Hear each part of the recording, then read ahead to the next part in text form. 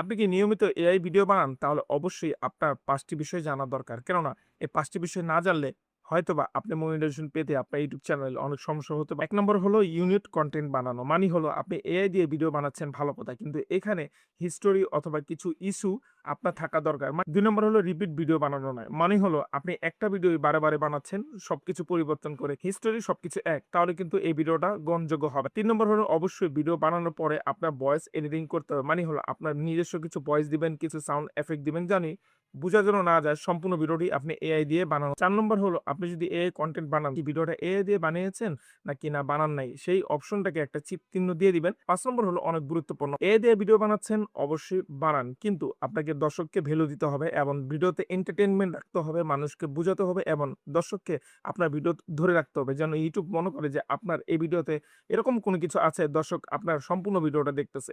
এই ৫ টি বিষয় যদি আপনি মনে